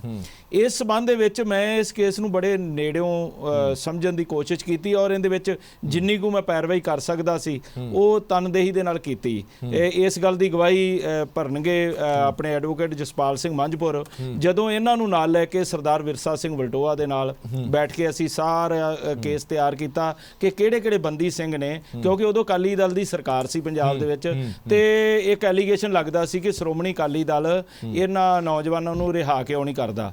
ਤੇ ਬਕਾਇਦਾ ਉਹਦੇ ਵਿੱਚ ਮੀਡੀਏਟਰ ਦੇ ਤੌਰ ਦੇ ਉੱਤੇ ਅਸੀਂ ਲਗਾਤਾਰ ਪੰਜਾਬ ਸਰਕਾਰ ਦੇ ਉੱਚ ਅਧਿਕਾਰੀਆਂ ਦੇ ਨਾਲ, ਜਿਨ੍ਹਾਂ ਦੇ ਵਿੱਚ ਸਾਡੇ ਜਿਹੜੇ ਗੁਰਸਿੱਖੀ ਸਿਧਾਂਤਾਂ ਨਾਲ ਕੁਝ ਪਰਨਾਏ ਹੋਏ ਜਿਹੜੇ ਉੱਚ ਅਧਿਕਾਰੀ ਨੇ, ਸਰਦਾਰ ਜਤਿੰਦਰ ਸਿੰਘ ਭੰਗੂ ਔਰ ਸਰਦਾਰ ਰਣਜੀਤ ਸਿੰਘ ਕੁੱਕੀ ਹੋਰੀ, ਇਹ ਸਾਰਿਆਂ ਨੂੰ ਇਸ ਗੱਲ ਦਾ ਪਤਾ ਹੈ ਕਿ ਅਸੀਂ ਹਰ ਸੰਭਵ ਕੋਸ਼ਿਸ਼ ਕੀਤੀ ਕਿ ਪ੍ਰੋਫੈਸਰ ਦਵਿੰਦਰਪਾਲ ਸਿੰਘ ਭੁੱਲਰ ਜਿਹੜੇ ਆ ਉਹਨਾਂ ਦੀ ਰਿਹਾਈ ਹੋ ਜਾਵੇ। ਉਹਨਾਂ ਦਿਨਾਂ ਦੇ ਵਿੱਚ ਜਦੋਂ ਇਹ ਗੱਲ ਚੱਲ ਰਹੀ ਸੀ ਤਾਂ ਉਸ ਵਕਤ ਜੇਲ੍ਹ ਬ੍ਰੇਕ ਕਾਂਡ ਹੋ ਗਿਆ ਜਿਹੜਾ ਨਾਭਾ ਦਾ, ਤੇ ਉਸ ਦੇ ਕਰਕੇ ਉਸ ਵੇਲੇ ਦੇ ਹੋਮ ਮਿਨਿਸਟਰ ਨੇ ਕਹਿ ਦਿੱਤਾ ਸਰਦਾਰ ਸੁਖਬੀਰ ਸਿੰਘ ਬਾਦਲ ਹੋਰਾਂ ਨੂੰ, ਕਿਉਂਕਿ ਇਹ ਹੋਮ ਮਿਨਿਸਟਰ ਸਨ ਪੰਜਾਬ ਦੇ ਵਿੱਚ, ਕਿ ਮੈਂ ਸਾਰਾ ਕੇਸ ਦੇਖ ਲਿਆ, ਰਿਵਿਊ ਕਰ ਲਿਆ, ਲੇਕਿਨ ਹੁਣ ਆ ਇੱਕ ਇਸ ਤਰ੍ਹਾਂ ਦੀ ਸਿਚੁਏਸ਼ਨ ਹੋ ਗਈ ਹੈ ਤੇ ਅਸੀਂ ਨਹੀਂ ਕਰ ਸਕਦੇ। ਮੈਂ ਇਹ ਗੱਲ ਕਹਿਣੀ ਚਾਹੁੰਦਾ ਕਿ ਦਿੱਲੀ ਸਰਕਾਰ ਜਿਹੜੀ ਕਿ ਪੰਜਾਬ ਦੇ ਵਿੱਚ ਸੁਪਨੇ ਲੈਂਦੀ ਕਿ ਅਸੀਂ ਇੱਥੇ ਸਰਕਾਰ ਬਣਾਉਣੀ ਹੈ, ਖਾਸ ਕਰਕੇ ਅਰਵਿੰਦ ਕੇਜਰੀਵਾਲ ਦੀ ਅਗਵਾਈ ਦੇ ਵਿੱਚ, ਜਿਹੜੇ ਕਿ ਥਾਂ ਦੇ ਉੱਤੇ ਉਹਨਾਂ ਨੇ ਆਪਣੇ ਫਲੈਕਸ ਬੋਰਡ ਲਾਏ ਆ, ਇੱਕ ਮੌਕਾ ਕੇਜਰੀਵਾਲ ਨੂੰ, ਭਾਈ ਇੱਕ ਮੌਕਾ ਤੈਨੂੰ ਕਿਸ ਤਰੀਕੇ ਨਾਲ ਦਿੱਤਾ ਜਾਵੇ, ਤੂੰ ਇਹ ਤਾਂ ਦੱਸੋ ਕਿ ਜਿੰਨੇ ਸਾਡੇ ਸਿੱਖ ਇਸ਼ੂ ਨੇ, ਪਹਿਲੀ ਗੱਲ ਇਹ ਆ ਕਿ ਤੁਸੀਂ ਦੇਖੋ ਭਾਈ ਜਰਨੈਲ ਸਿੰਘ ਸੀ, ਸਾਡੇ ਸਾਥੀ ਸਨ, ਨਵੰਬਰ 1984 ਸਿੱਖ ਨਸਲਕੁਸ਼ੀ ਵਾਸਤੇ ਕੇਸ ਲੜਦੇ ਰਹੇ, ਉਹਨਾਂ ਨੂੰ ਪੰਜਾਬ ਦੇ ਵਿੱਚ ਲਿਆ ਕੇ ਜਦੋਂ ਪਤਾ ਵੀ ਸੀ ਕਿ ਇੱਥੇ ਤਾਂ ਕੋਈ ਦਾਲ ਗਲਣੀ ਨਹੀਂ ਉਹਨਾਂ ਦੀ ਲੰਬੀ ਹਲਕੇ ਦੇ ਵਿੱਚ, ਉਹਨਾਂ ਕੋਲ ਉੱਥੋਂ ਅਸਤੀਫਾ ਦਵਾਇਆ ਗਿਆ ਕਿ ਪੰਜਾਬ ਦੇ ਕਿਸੇ ਵੀ ਸਿਆਸੀ ਘੇਰੇ ਦੇ ਵਿੱਚ ਕਿਸੇ ਵੀ ਸਿੱਖ ਆਗੂ ਨੂੰ ਕੋਈ ਅਹਿਮੀਅਤ ਨਹੀਂ ਦਿੱਤੀ ਗਈ। ਹੁਣ ਵੀ 67 MLA ਜਿੱਤੇ ਆ, ਉਹਨਾਂ ਦੇ ਵਿੱਚ ਪੰਜਾਬੀ ਵੀ ਹੋਣਗੇ, ਸਿੱਖ ਵੀ ਹੋਣਗੇ, ਲੇਕਿਨ ਕਿਸੇ ਨੂੰ ਕਦੀ ਮੌਕਾ ਨਹੀਂ ਦਿੱਤਾ। ਇਹ ਜਿਹੜਾ ਪ੍ਰੋਫੈਸਰ ਦਵਿੰਦਰਪਾਲ ਸਿੰਘ ਭੁੱਲਰ ਵਾਲਾ ਹੈ, ਇਹਨੇ ਇਹਨਾਂ ਦਾ ਭਾਂਡਾ ਬਿਲਕੁਲ ਚਰਾਏ ਦੇ ਵਿੱਚ ਜਿਹੜਾ ਭੰਨ ਦਿੱਤਾ। ਉਹਦਾ ਕਾਰਨ ਕੀ ਸੀ ਕਿ ਜਦੋਂ ਇਹਨਾਂ ਦੇ ਕੋਲ, ਕਿਉਂਕਿ ਜਿਹੜਾ ਇਹਨਾਂ ਦਾ ਹੋਮ ਮਿਨਿਸਟਰ ਹੈ ਉਸ ਰਿਵਿਊ ਕਮੇਟੀ ਦਾ ਚੇਅਰਮੈਨ ਹੈ ਤੇ ਸਤਿੰਦਰ ਜੈਨ ਨੇ ਉਹਨਾਂ ਦਾ ਨਾਮ, ਤੇ ਉਹਨਾਂ ਦੇ ਕੋਲ ਜਦੋਂ ਵੀ ਫਾਈਲ ਆਉਂਦੀ ਸੀ ਤਾਂ ਉਹ ਸਭ ਤੋਂ ਪਹਿਲਾਂ ਉਹਨੂੰ ਦੇਖਣ ਦੀ ਬਜਾਏ, ਉਹਨੂੰ ਰਿਵਿਊ ਕਰਨ ਦੀ ਬਜਾਏ ਉਹਨੂੰ ਚੱਕ ਕੇ ਪਾਸੇ ਸੁੱਟ ਦਿੰਦੇ ਸੀ। ਤੇ ਇਹ ਵਾਰ-ਵਾਰ ਹੋਇਆ, ਇੱਕ ਵਾਰ ਨਹੀਂ ਹੋਇਆ, ਇਹ 3-4 ਵਾਰ ਹੋਇਆ, ਜਦੋਂ ਕਿ ਦਿੱਲੀ ਦੇ ਵਿੱਚ ਨਵੰਬਰ 1984 ਸਿੱਖ ਨਸਲਕੁਸ਼ੀ ਨਾਲ ਸੰਬੰਧਿਤ ਬਹੁਤ ਸਾਰੇ ਦੋਸ਼ੀ ਨੇ, ਉਹਨਾਂ ਨੂੰ ਇਹਨਾਂ ਨੇ ਵਾਰ-ਵਾਰ ਪੈਰੋਲ ਵੀ ਦਿੱਤੀ ਔਰ ਬਹੁਤਿਆਂ ਨੂੰ ਉਹਨਾਂ ਨੇ ਰਿਹਾ ਵੀ ਕੀਤਾ। ਮੇਰੇ ਕੋਲ ਬੜੀ ਲੰਮੀ ਲਿਸਟ ਹੈ, ਉਹਦੇ ਤੇ ਮੈਂ ਤੁਹਾਨੂੰ ਇੱਕ ਅਲੱਗ ਇੱਕ ਨਹੀਂ, ਪਰ ਫਿਰ ਮੁਹੰਮਦ ਸਾਹਿਬ ਮੈਂ ਇੱਕ ਗੱਲ ਸਮਝਣਾ ਚਾਹਨਾ ਕਿ ਤੁਸੀਂ ਕਹਿ ਰਹੇ ਹੋ ਕਿ ਇਹ ਪੋਲੀਟੀਕਲ ਵਿਲ ਵੀ ਹੋ ਸਕਦੀ ਹੈ। ਇਹ ਨਹੀਂ ਹੋ ਸਕਦਾ ਸੀਗਾ ਕਿ ਆਮ ਆਦਮੀ ਪਾਰਟੀ ਪ੍ਰੋਫੈਸਰ ਦਵਿੰਦਰਪਾਲ ਸਿੰਘ ਭੁੱਲਰ ਨੂੰ ਰਿਹਾ ਕਰਕੇ ਇਹ ਕਹਿੰਦੀ ਕਿ ਦੇਖੋ ਅਸੀਂ ਸਿੱਖਾਂ ਦੇ ਕਿੰਨੇ ਵੱਡੇ ਹਮਾਇਤੀ ਆ, ਅਸੀਂ ਸਿੱਖਾਂ ਦੇ ਕਿੰਨੇ ਵੱਡੇ ਹਤੈਸ਼ੀ ਆ, ਤੇ ਉਹਨਾਂ ਨੂੰ ਸਿੱਖ ਵੋਟ ਸਾਰੀ ਟ੍ਰਾਂਸਫਰ ਹੋ ਜਾਂਦੀ ਪੰਜਾਬ 'ਚ। ਐਡਾ ਵੱਡਾ ਰਿਸਕ ਪਾਰਟੀ ਕਿਉਂ ਲਈ? ਨਹੀਂ, ਇਹ ਡਰੂ ਕਿਸਮ ਦੇ ਲੋਕ ਨੇ। ਇਹ ਸਿਰਫ ਇਹ ਤੁਹਾਨੂੰ ਲੱਗਦਾ ਕਿ ਉਹ ਗੱਲ ਠੀਕ ਹੈ ਕਿ ਮਤਲਬ ਵੋਟਰ ਨੂੰ ਨਾਰਾਜ਼ ਕਰਨਾ ਚਾਹੁੰਦੇ? ਮਤਲਬ ਇਹ ਕਿ ਪਹਿਲੀ ਇਹਨਾਂ ਦੇ ਜਿਹੜੇ ਐਡਵਾਈਜ਼ਰ ਨੇ ਉਹ ਇਹਨਾਂ ਨੂੰ ਅਲੱਗ-ਅਲੱਗ ਤਰ੍ਹਾਂ ਦੀਆਂ ਸਲਾਹਾਂ ਦਿੰਦੇ ਆ। ਕਦੇ ਤਾਂ ਉਹ ਇਹਨਾਂ ਨੂੰ ਇਹ ਸਲਾਹ ਦਿੰਦੇ ਆ ਕਿ ਤੁਸੀਂ ਬਿਲਕੁਲ ਇਹਨਾਂ ਦੇ ਨੇੜੇ ਆ ਜਾਓ ਤੇ ਤੁਹਾਨੂੰ ਬੜਾ ਵੱਡਾ ਸਹਿਯੋਗ ਮਿਲੇਗਾ। ਉਹ ਪਿਛਲੇ ਇਲੈਕਸ਼ਨ ਦੇ ਦਰਮਿਆਨ ਤੁਸੀਂ ਦੇਖਿਆ ਹੋਵੇਗਾ ਕਿ ਬਹੁਤ ਸਾਰੀਆਂ ਜਿਹੜੀਆਂ ਸਾਡੇ ਹੀ ਸਾਥੀ ਸਨ ਜਿਨ੍ਹਾਂ ਨੂੰ ਮੈਂ ਵਾਰ-ਵਾਰ ਕਹਿੰਦਾ ਸਾਂ ਕਿ ਮੇਰੇ ਤੋਂ ਨੇੜੇ ਕੇਜਰੀਵਾਲ ਹੋਰਾਂ ਦੇ ਕੋਈ ਨਹੀਂ ਹੋ ਸਕਦਾ। ਮੈਂ ਉਹਨਾਂ ਨੂੰ ਬਹੁਤ ਨੇੜੇ ਤੋਂ ਤੱਕਿਆ, ਕਈ ਮਹੀਨੇ ਅਸੀਂ ਇੱਕ ਦੂਜੇ ਨੂੰ ਮਿਲਦੇ ਗਿਲਦੇ ਰਹੇ ਔਰ ਜਿਹੜਾ ਉੱਥੇ ਜੰਤਰ ਮੰਤਰ ਦੇ ਉੱਤੇ ਧਰਨਾ ਦਿੱਤਾ ਸੀ, ਸਾਡੇ ਕੋਲ ਬੈਠਦੇ ਸਨ, ਰੋਜ਼ ਸਟੇਜ ਤੇ ਆਉਂਦੇ ਸੀ, ਅਸੀਂ ਇਹਨਾਂ ਨੂੰ ਟਾਈਮ ਦਿੰਦੇ ਸਾਂ, ਗੱਲਬਾਤ ਕਰਦੇ ਸੀ। ਲੇਕਿਨ ਉਹ ਸਾਡੇ ਸਾਥੀ, ਜਿਵੇਂ ਉਹ ਕਹਿੰਦੇ ਆ ਕਿ ਉਹਨਾਂ ਨੇ ਇੱਕ ਵਾਰ ਆਪਣਾ ਤਜਰਬਾ ਕਰਨਾ ਸੀ, ਉਹਨਾਂ ਨੇ ਤਜਰਬਾ ਦੇ ਵਿੱਚੋਂ ਉਹਨਾਂ ਨੇ ਜੋ ਹੰਡਾਇਆ ਉਹਨਾਂ ਦੇ ਸਾਹਮਣੇ ਆ। ਹੁਣ ਇਹ ਜਿਹੜਾ ਮਸਲਾ ਹੈ ਇਸ ਵਕਤ ਪ੍ਰੋਫੈਸਰ ਦਵਿੰਦਰਪਾਲ ਸਿੰਘ ਭੁੱਲਰ ਇਹ ਕੱਲੀ ਇੱਕ ਪੰਜਾਬ ਦੀ ਆਵਾਜ਼ ਨਹੀਂ, ਇਹ ਦੇਸ਼ ਦੁਨੀਆ ਦੇ ਵਿੱਚ ਮਨੁੱਖੀ ਹਕੂਕਾਂ ਦੇ ਜਿਹੜੇ ਰਾਖੇ ਲੋਕ ਨੇ ਇਹ ਉਹਨਾਂ ਦੀ ਆਵਾਜ਼ ਹੈ। ਉਹ ਇਹ ਗੱਲ ਕਹਿੰਦੇ ਨੇ ਕਿ ਦਿੱਲੀ ਸਰਕਾਰ ਦਾ ਮੁੱਖ ਮੰਤਰੀ ਜਾਂ ਉਹਨਾਂ ਦਾ ਜਿਹੜਾ ਹੋਮ ਮਿਨਿਸਟਰ ਹੈ ਉਹ ਪ੍ਰੋਫੈਸਰ ਦਵਿੰਦਰਪਾਲ ਸਿੰਘ ਭੁੱਲਰ ਦੀ ਫਾਈਲ ਨੂੰ ਕਲੀਅਰ ਕਿਉਂ ਨਹੀਂ ਕਰਦਾ। ਇਸੇ ਤਰ੍ਹਾਂ ਹੀ ਭਾਈ ਜਗਤਾਰ ਸਿੰਘ ਹਵਾਰਾ ਦਾ ਜਿਹੜਾ ਕੇਸ ਹੈ ਉਹਨਾਂ ਦੇ ਸਾਰੇ ਕੇਸ ਜਿਹੜੇ ਆ ਉਹ ਬਰੀ ਹੋ ਚੁੱਕੇ ਨੇ ਤੇ ਉਹਨਾਂ ਦਾ ਹਾਂਜੀ ਉਹ ਵੀ ਜੇਲ੍ਹ ਦੇ ਵਿੱਚ ਨੇ, ਉਹਨਾਂ ਨੂੰ ਟ੍ਰਾਂਸਫਰ ਵੀ ਨਹੀਂ ਕੀਤਾ। ਠੀਕ ਹੈ, ਮੰਜਪੁਰ ਹੋਰਾਂ ਤੋਂ ਇੱਕ ਰਿਪਲਾਈ ਲੈ। ਮੰਜਪੁਰ ਸਾਹਿਬ, ਹੁਣ ਇਸ ਪੂਰੇ ਮਸਲੇ ਦੇ ਵਿੱਚ ਅੱਗੇ ਕੀ ਹੋ ਸਕਦਾ ਹੈ? ਠੀਕ ਹੈ, ਸਰਕਾਰਾਂ ਤੇ ਪ੍ਰੈਸ਼ਰ ਬਣਾਉਣ ਦੇ ਲਈ ਅਸੀਂ ਸਾਰਾ ਕੁਝ ਯਤਨ ਕਰ ਸਕਦੇ ਹਾਂ, ਅਸੀਂ ਮਾਰਚ ਵੀ ਕੱਢੇ, ਅਸੀਂ ਰੋਸ ਪ੍ਰਦਰਸ਼ਨ ਵੀ ਕੀਤੇ, ਕੱਲ ਘਰਾਓ ਵੀ ਕੀਤਾ ਗਿਆ, ਇੰਨਾ ਬਹੁਤ ਹੈ। ਇੰਨੇ ਦੇ ਨਾਲ ਤੁਹਾਨੂੰ ਲੱਗਦਾ ਕਿ ਇਸ ਪੂਰੇ ਮਸਲੇ ਦੇ ਵਿੱਚ ਕੁਝ ਹੋ ਸਕਦਾ? ਦੇਖੋ, ਇਹ ਤਾਂ ਹਰੇਕ ਤਰ੍ਹਾਂ ਦੀ ਜਿਸ ਤਰ੍ਹਾਂ ਦੀ ਜਥੇਬੰਦੀ ਹੈਗੀ ਉਹਨੇ ਉਸ ਹਿਸਾਬ ਦਾ ਪ੍ਰੋਗਰਾਮ ਦੇਣਾ ਹੈ। ਦੂਸਰੀ ਗੱਲ ਹੈਗੀ ਆ ਜਿਹੜੀ ਭੁੱਲਰ ਸਾਹਿਬ ਦੇ ਸੰਬੰਧ ਵਿੱਚ ਅੱਗੇ ਕੀ ਹੋ ਸਕਦਾ, ਉਹਦੇ 'ਚ ਦੇਖੋ ਇੱਕ ਪੋਲੀਟੀਕਲ ਡਿਸੀਜਨ ਹੈਗਾ, ਉਹਦੇ ਵਾਸਤੇ ਹਰ ਤਰ੍ਹਾਂ ਦੀਆਂ ਜਥੇਬੰਦੀਆਂ ਪੋਲੀਟੀਕਲ ਡਿਸੀਜਨ ਕਿਹਦਾ ਪੋਲੀਟੀਕਲ ਡਿਸੀਜਨ ਹੈ? ਇਹ ਪੋਲੀਟੀਕਲ ਡਿਸੀਜਨ ਕੇਂਦਰ ਸਰਕਾਰ ਦਾ ਜਾਂ ਆਮ ਆਦਮੀ ਪਾਰਟੀ ਸਰਕਾਰ ਦਾ? ਦੇਖੋ, ਕੇਂਦਰ ਸਰਕਾਰ ਵੀ ਆਰਟੀਕਲ 72 ਦੇ ਥੱਲੇ ਕਿਸੇ ਵੀ ਇੰਡੀਆ ਦੇ ਬੰਦੀ ਨੂੰ ਛੱਡ ਸਕਦੀ ਆ ਜੇ ਉਹਨਾਂ ਨੇ ਨੋਟੀਫਿਕੇਸ਼ਨ ਕਰਕੇ ਸਟੇਟਾਂ ਦੇ ਮੋਢਿਆਂ ਤੇ ਸਿੱਟਿਆ, ਤੇ ਜਾਂ ਤਾਂ ਸਟੇਟਾਂ ਦੇ ਉਹ ਮੁਖੀ ਦਿੱਲੀ ਸਰਕਾਰ ਦੇ ਕੈਦੀ ਆ ਭੁੱਲਰ ਸਾਹਿਬ, ਉਹ ਫੈਸਲਾ ਲੈਣ। ਜੇ ਉਹਨਾਂ ਨੂੰ ਲੱਗਦਾ ਕੇਜਰੀਵਾਲ ਨਹੀਂ ਲੈ ਸਕਦੇ ਤੇ ਕੇਜਰੀਵਾਲ ਸਰਕਾਰ ਨੂੰ ਬਾਈਪਾਸ ਕਰਕੇ ਮੁੜ ਕੇਂਦਰ ਸਰਕਾਰ ਜਿਹੜੀ ਆ ਆਰਟੀਕਲ 72 ਦੇ ਤਹਿਤ ਵੀ ਭੁੱਲਰ ਸਾਹਿਬ ਨੂੰ ਰਿਹਾ ਕਰ ਸਕਦੀ ਹੈਗੀ ਆ। ਸੋ ਇਹਦੇ ਉੱਤੇ ਸਿਆਸਤ ਖੇਡਣ ਵਾਲੀਆਂ ਜਾਂ ਵੋਟ ਰਾਜਨੀਤੀ ਵਾਲੀਆਂ, ਭਾਵੇਂ ਉਹ ਬਾਦਲ ਦਲ ਸੀ ਪਹਿਲਾਂ, ਭਾਵੇਂ ਕਾਂਗਰਸ ਸੀ, ਭਾਵੇਂ ਕੇਜਰੀਵਾਲ ਆ, ਸਾਰਿਆਂ ਦੀ ਮਿਲੀ ਭੁਗਤ ਤੇ ਇਹਨਾਂ ਸਾਰਿਆਂ ਦਾ ਯੋਗਦਾਨ ਹੈਗਾ। ਹੁਣ ਜਿਹੜੀ ਮੌਕੇ ਦੀ ਸਰਕਾਰ ਆ ਉਹਨਾਂ ਨੇ ਭੁੱਲਰ ਸਾਹਿਬ ਦੇ ਰਿਕਾਰਡ ਸਾਰੇ ਸਹੀ ਕੀਤੇ। ਸੋ ਜਿਹੜੇ ਬੈਂਕ ਮਰਡਰ ਕੇਸ ਵਾਲੇ ਹੈਗੇ ਉਹਨਾਂ ਨੂੰ ਜਦੋਂ ਪਰੋਲ ਦਿੱਤੀ ਉਦੋਂ ਉਹਨਾਂ ਦੀਆਂ ਰਿਪੋਰਟਾਂ ਸਹੀ ਕੀਤੀਆਂ ਗਈਆਂ, ਬਾਅਦ ਦੇ ਵਿੱਚ ਉਹਨਾਂ ਦੀਆਂ ਰਿਪੋਰਟਾਂ ਗਲਤ ਕਰਤੀਆਂ ਗਈਆਂ। ਸੋ ਇਹ ਸਾਰੀਆਂ ਸਿਆਸੀ ਪਾਰਟੀਆਂ ਇਸ ਹਮਾਮ ਦੇ ਵਿੱਚ ਲੰਗੀਆਂ ਹੈਗੀਆਂ। ਸੁਖਦੇਵ ਸਿੰਘ, ਕੱਲ ਤੁਸੀਂ ਪ੍ਰੈਸ ਕਾਨਫਰੰਸ ਕਰਕੇ ਕਿਹਾ ਕਿ ਅਸੀਂ ਰੋਸ ਮੁਜ਼ਾਹਰੇ ਕਰਾਂਗੇ, ਪ੍ਰਦਰਸ਼ਨ ਕਰਾਂਗੇ, ਔਰ ਖਾਸ ਤੌਰ ਤੇ ਤੁਸੀਂ ਆਮ ਆਦਮੀ ਪਾਰਟੀ ਦੇ ਉਮੀਦਵਾਰਾਂ ਦਾ ਘਿਰਾਓ ਕਰਨ ਦੀ ਵੀ ਗੱਲ ਕੀਤੀ ਹੈ। ਪਰ ਸਵਾਲ ਤਾਂ ਇਹ ਖੜਾ ਹੁੰਦਾ ਹੈ ਕਿ ਕੀ ਉਹਨਾਂ ਉਮੀਦਵਾਰਾਂ ਦੇ ਕੋਲ ਇੰਨੀ ਪਾਵਰ ਹੈਗੀ ਹੈ ਕਿ ਉਹ ਆਪਣੀ ਪਾਰਟੀ ਤੇ ਜਾਂ ਪਾਰਟੀ ਸੁਪਰੀਮੋ ਤੇ ਦਬਾਅ ਬਣਾ ਸਕਣ? ਇਹਨਾਂ ਗੱਲਾਂ ਦਾ ਕੋਈ ਫਾਇਦਾ ਤੁਹਾਨੂੰ ਲੱਗਦਾ ਕਿ ਹੋਊਗਾ? ਦੇਖੋ, ਜਦੋਂ ਗੱਲ ਜਿੱਤ ਹਾਰ ਤੇ ਆ ਜਾਊਗੀ, ਜਦੋਂ ਉਮੀਦਵਾਰ ਜਿੱਤਣ ਤੋਂ ਬਾਅਦ ਕੋਈ ਨਾ ਬੋਲੇ, ਜਿਵੇਂ ਕਾਂਗਰਸ ਦੇ ਵਿੱਚ ਜਦੋਂ ਅਸੀਂ 2018 ਦੇ ਵਿੱਚ ਬਰਗਾੜੀ ਦੇ ਇਨਸਾਫ ਲਈ ਮੰਤਰੀਆਂ ਦੇ ਘਰਾਂ ਦੇ ਬਾਹਰ ਧਰਨੇ ਲਾਏ ਤੇ ਉਹ ਆਪਣੇ ਆਪ ਨੂੰ ਲਾਚਾਰ ਸਾਬਤ ਕਰ ਦਿੰਦੇ ਸੀ ਵੀ ਜੀ ਸਾਡੀ ਤਾਂ ਉੱਪਰ ਕੋਈ ਸੁਣਦਾ ਨਹੀਂ, ਸਾਡੀ ਸੀਐਮ ਨਹੀਂ ਸੁਣਦਾ, ਅਸੀਂ ਤਾਂ ਬਹੁਤ ਰੌਲਾ ਪਾਉਂਦੇ ਆ। ਤੇ ਇਹ ਮੈਨੂੰ ਲੱਗਦਾ ਵੀ ਜਿੱਤਣ ਤੋਂ ਬਾਅਦ ਇਹਨਾਂ ਦੇ ਆਮ ਆਦਮੀ ਪਾਰਟੀ ਦੇ ਸਾਰੇ ਐਮਐਲਏ, ਕਿਉਂਕਿ ਇਹਨਾਂ ਦਾ ਇੱਕ ਅਸੂਲ ਆ ਵੀ ਟਿਕਟ ਦੇਣ ਤੋਂ ਪਹਿਲਾਂ ਰੀੜ ਦੀ ਹੱਡੀ ਕੱਢ ਲੈਂਦੇ ਆ ਤੇ ਜ਼ੁਬਾਨ ਖੋਲ ਲੈਂਦੇ ਆ। ਸੋ ਇਸ ਸ਼ਰਤ ਦੇ ਉੱਤੇ ਟਿਕਟਾਂ ਦਿੱਤੀਆਂ ਗਈਆਂ, ਇਹਨਾਂ ਨੇ ਬਾਅਦ ਚੋਂ ਕੁਝ ਨਹੀਂ ਬੋਲਣਾ। ਅੱਜ ਇਹ ਸਿਰਫ ਇਸ ਕਰਕੇ ਬੋਲ ਸਕਦੇ ਆ ਜੇ ਇਹਨਾਂ ਨੂੰ ਆਪਣੀ ਇਸ ਵਿਰੋਧ ਦੇ ਵਿੱਚੋਂ ਹਾਰ ਨਜ਼ਰ ਆਉਂਦੀ ਹੋਈ, ਫਿਰ ਉਹ ਜਾ ਕੇ ਆਪਣੇ ਸੁਪਰੀਮੋ ਦੇ ਉੱਤੇ ਪ੍ਰੈਸ਼ਰ ਬਣਾ ਸਕਦੇ ਆ ਕਿ ਤੁਸੀਂ ਇਲੈਕਸ਼ਨ ਤੋਂ ਪਹਿਲਾਂ ਇਹਦਾ ਕੋਈ ਡਿਸੀਜਨ ਦਿਓ। ਔਰ ਇਸ ਦੇ ਨਾਲ ਅਸੀਂ 27 ਜਨਵਰੀ ਨੂੰ ਜਿਹੜੇ ਇੱਕੋ ਇੱਕ ਮਿਨਿਸਟਰ ਨੇ ਬੀਜੇਪੀ ਦੇ, ਜਿਵੇਂ ਮੰਜਪੁਰ ਸਾਹਿਬ ਨੇ ਵੀ ਕਿਹਾ ਵੀ ਇਹ ਅਧਿਕਾਰ ਕੱਲੇ ਕੇਜਰੀਵਾਲ ਕੋਲ ਨਹੀਂ ਹੈ, ਸੈਂਟਰ ਗਵਰਨਮੈਂਟ ਚਾਹਵੇ ਤੇ ਉਹ ਇਹਨਾਂ ਦੀ ਬਿਨਾਂ ਅਪਰੂਵਲ ਤੋਂ ਵੀ ਭਾਈ ਭੁੱਲਰ ਦੀ ਰਿਹਾਈ ਕਰ ਸਕਦੀ ਹੈ। ਸੋ ਇਹਦੇ ਲਈ ਦੋਵਾਂ ਕੇਂਦਰ ਸਰਕਾਰ ਦਾ ਤੇ ਦਿੱਲੀ ਦੀ ਆਪ ਗਵਰਨਮੈਂਟ ਦਾ ਵਿਰੋਧ ਦਾ ਅਸੀਂ ਐਲਾਨ ਕੀਤਾ ਹੈ। ਔਰ 27 ਤਰੀਕ ਨੂੰ ਜਿਹੜੇ ਇੱਥੋਂ ਇੱਕੋ ਹੀ ਮੰਤਰੀ ਨੇ ਪੰਜਾਬ ਦੇ ਵਿੱਚੋਂ, ਸੋਮ ਪ੍ਰਕਾਸ਼ ਜੀ ਕੇਂਦਰੀ ਮੰਤਰੀ ਨੇ ਜੀ, ਉਹਨਾਂ ਦੇ ਕੋਠੀ ਦਾ ਘਿਰਾਓ ਜਿਹੜਾ 27 ਜਨਵਰੀ ਨੂੰ ਕੀਤਾ ਜਾਣਾ। ਉਸ ਤੋਂ ਬਾਅਦ ਅਸੀਂ ਖੁੱਲਾ ਸੱਦਾ ਜਿਹੜਾ ਆਮ ਆਦਮੀ ਪਾਰਟੀ ਦੇ ਸਾਰੇ ਉਮੀਦਵਾਰਾਂ ਦੇ ਵਿਰੋਧ ਦਾ ਪੰਜਾਬ ਵਿੱਚ ਦੇਣਾ। ਆਲਰੇਡੀ ਇਹਦੇ ਲਈ ਕਾਲਸ ਜਾ ਚੁੱਕੀਆਂ ਹੋਈਆਂ। 26 ਤਰੀਕ ਦਾ ਜਿਹੜਾ ਉਹਨਾਂ ਨੂੰ ਅਲਟੀਮੇਟਮ ਵੀ ਕੇਜਰੀਵਾਲ ਸਰਕਾਰ ਨੂੰ ਦਿੱਤਾ ਜਾ ਚੁੱਕਾ ਹੈ।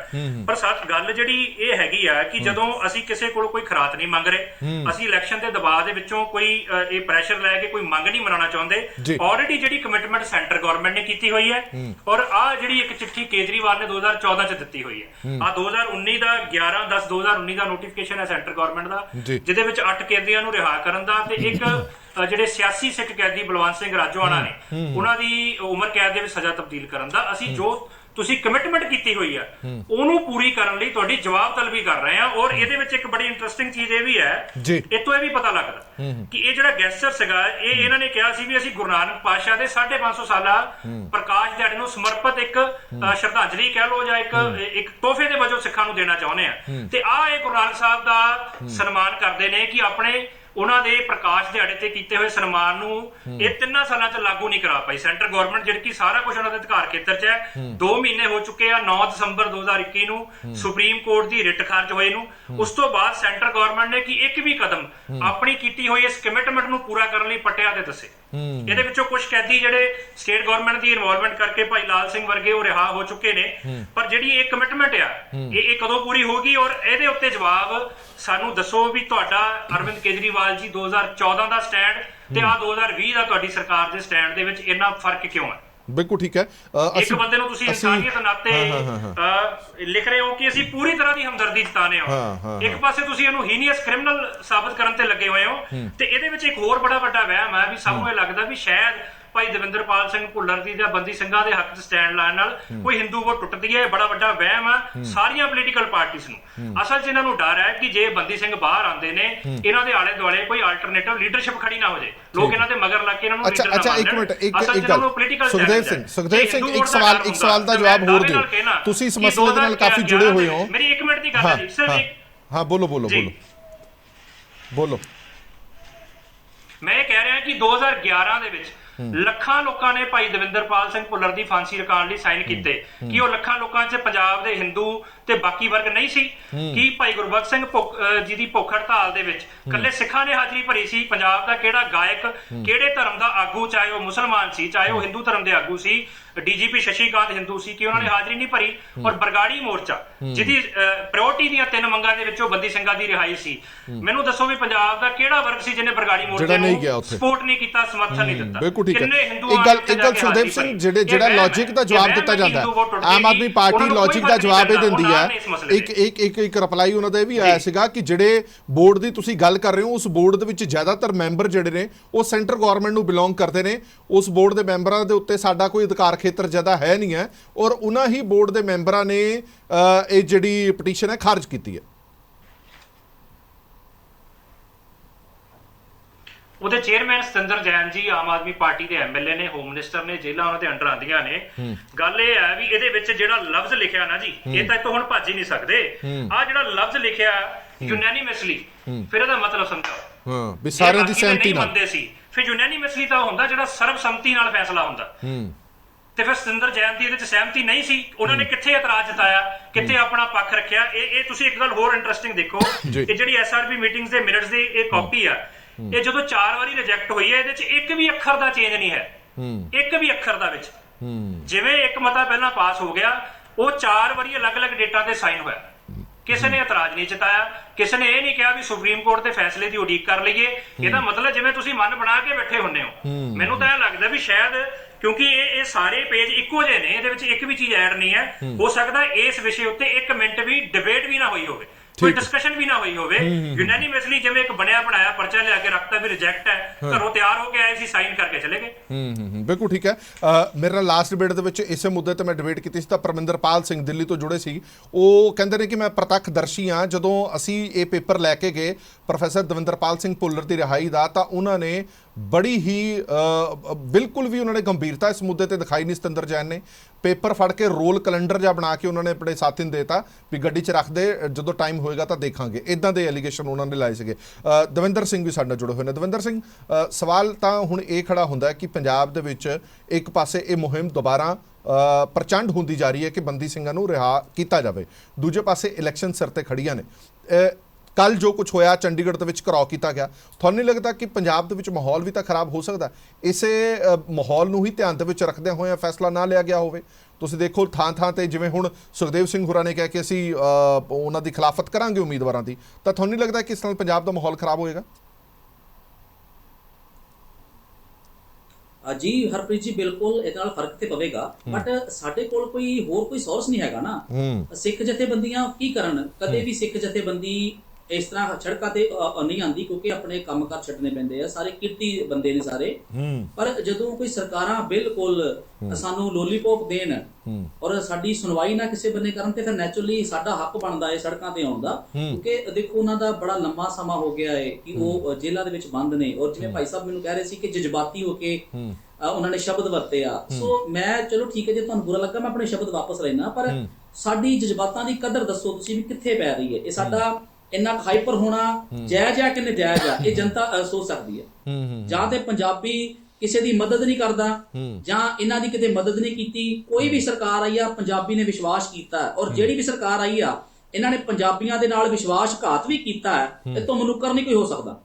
ਹਮੇਸ਼ਾ ਸਰਕਾਰਾਂ ਨੇ ਸਾਨੂੰ ਦੋ ਗੱਲਾਂ 'ਚ ਉਲਝਾ ਕੇ ਰੱਖਿਆ, ਜਾਂ ਧਰਮ ਦੇ ਜਕਾਰਿਆਂ 'ਚ, ਰਾਸ਼ਨ ਦੇ ਲਾਰਿਆਂ ਦੇ ਵਿੱਚ। ਜਨਤਾ ਸਾਡੀ ਵਿਚਾਰੀ ਭੋਲੀ ਆ, ਲੱਗ ਜਾਂਦੀ ਆ। ਜੇ ਉਹਨਾਂ ਨੇ ਕੋਈ ਕ੍ਰਾਈਮ ਕੀਤਾ ਹੈ ਤਾਂ ਜੋ ਵੀ ਕਾਨੂੰਨ ਦੇ ਹਿਸਾਬ ਨਾਲ ਉਹਨਾਂ ਦੀ ਸਜ਼ਾ ਪੂਰੀ ਹੋ ਗਈ ਆ, ਚਾਹੇ ਉਹ ਕੋਈ ਵੀ ਜਾਤ ਦਾ ਹੋਵੇ। ਉਸ ਤੋਂ ਬਾਅਦ ਉਹਨਾਂ ਨਾਲ ਜਿਹੜਾ ਵਾ। ਅੱਛਾ ਦਵਿੰਦਰ ਸਿੰਘ ਇੱਕ ਹੋਰ ਗੱਲ ਪੁੱਛਦਾ, ਇੱਕ ਸਿਆਸੀ ਸਵਾਲ ਵੀ ਪੁੱਛਦਾ ਤੁਹਾਡੇ ਤੋਂ। ਦਵਿੰਦਰ ਸਿੰਘ ਇੱਕ ਸਿਆਸੀ ਸਵਾਲ ਵੀ ਪੁੱਛਦਾ, ਕੀ ਤੁਹਾਨੂੰ ਲੱਗਦਾ ਹੈ ਕਿ ਪੰਜਾਬ ਦੀਆਂ ਵਿਧਾਨ ਸਭਾ ਚੋਣਾਂ ਦੇ ਵਿੱਚ ਇਹ ਮੁੱਦਾ ਹੈ, ਇਹ ਐਗਜ਼ਿਸਟ ਕਰਦਾ ਮੁੱਦਾ? ਤੁਹਾਨੂੰ ਲੱਗਦਾ ਹੈ ਕਿ ਇਹਦੇ ਨਾਲ ਚੋਣਾਂ ਪ੍ਰਭਾਵਿਤ ਹੋਣਗੀਆਂ? ਸਰ ਨਹੀਂ, ਵੇਖੋ ਦੇਖਿਆ ਜਾਵੇ ਤਾਂ ਮੇਰੇ ਖਿਆਲ ਨਾਲ ਇਹਦਾ ਇਸ ਮੁੱਦੇ ਦੇ ਨਾਲ ਕੋਈ ਚੋਣਾਂ ਨਾਲ ਬਹੁਤਾ ਕੋਈ ਲੈਣ ਦੇਣ ਨਹੀਂ ਹੋ ਸਕਦਾ, ਠੀਕ ਆ। ਬਟ ਸਿਆਸੀ ਬੰਦਾ ਜਿਹੜਾ ਵਾ ਨਾ, ਉਹ ਹਰ ਗੱਲ ਨੂੰ ਸਿਆਸੀ ਦੇ ਨਾਲ ਜੋੜ ਕੇ, ਰਾਜਨੀਤੀ ਨਾਲ ਜੋੜਦਾ ਵਾ ਕਿ ਪਤਾ ਨਹੀਂ ਇਸ ਗੱਲ ਦਾ ਉਹਨਾਂ ਨੂੰ ਹੋ ਸਕਦਾ ਇਸ ਗੱਲ ਦਾ ਲਾਭ ਹੋਵੇ, ਬਟ ਉਹ ਪਤਾ ਨਹੀਂ ਕਿਉਂ ਇਹ ਸੋਚਦੇ ਕਿ ਸਾਨੂੰ ਇਸ ਗੱਲ ਦਾ ਘਾਟਾ ਵੀ ਹੋ ਸਕਦਾ ਵਾ। ਜਿਵੇਂ ਭਾਈ ਸਾਹਿਬ ਨੇ ਕਿਹਾ, ਜਿਵੇਂ ਤੁਸੀਂ ਕਹਿ ਰਹੇ ਸੀ ਕਿ ਇਹਨਾਂ ਨਾਲ ਹਿੰਦੂ ਵੋਟਾਂ ਨੂੰ ਖਤਰਾ। ਭਾਈ ਜੋ ਮੇਰੇ ਖਿਆਲ ਦੇ ਨਾਲ ਅੱਜ ਹਿੰਦੂ ਸਿੱਖ ਦੀ ਏਕਤਾ ਬਰਕਰਾਰ ਆ, ਜੋ ਪਿਆਰ ਮੁਹੱਬਤ ਅੱਜ ਪੰਜਾਬ ਦੇ ਵਿੱਚ ਹੈਗਾ ਹੈ।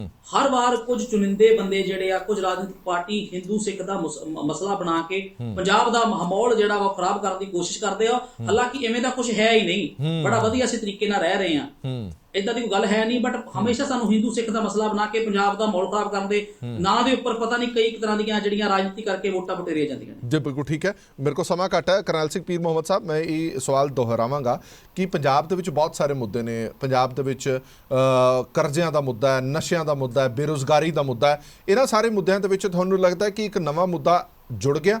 ਤੁਸੀਂ ਕਹੋ ਜਾਂ ਨਾ ਕਹੋ, ਰਾਜਨੀਤਿਕ ਪਾਰਟੀਆਂ ਤਾਂ ਸਿਆਸਤ ਕਰਨਗੀਆਂ ਹੀ ਕਰਨਗੀਆਂ। ਜਿਹੜੀ ਪਾਰਟੀ ਨੂੰ ਜਿਸ ਮੁੱਦੇ ਉੱਤੇ ਡੈਂਟ ਪੈਂਦਾ ਹੋਵੇ ਤਾਂ ਪੋਲੀਟੀਕਲ ਪਾਰਟੀਆਂ ਡੈਂਟ ਪਾਉਣ ਦੀ ਪੂਰੀ ਕੋਸ਼ਿਸ਼ ਕਰਦੀਆਂ ਨੇ। ਔਰ ਤੁਹਾਨੂੰ ਲੱਗਦਾ ਹੈ ਕਿ ਇਹ ਮੁੱਦਾ ਰਹੇਗਾ ਇਲੈਕਸ਼ਨ ਦੇ ਦੌਰਾਨ?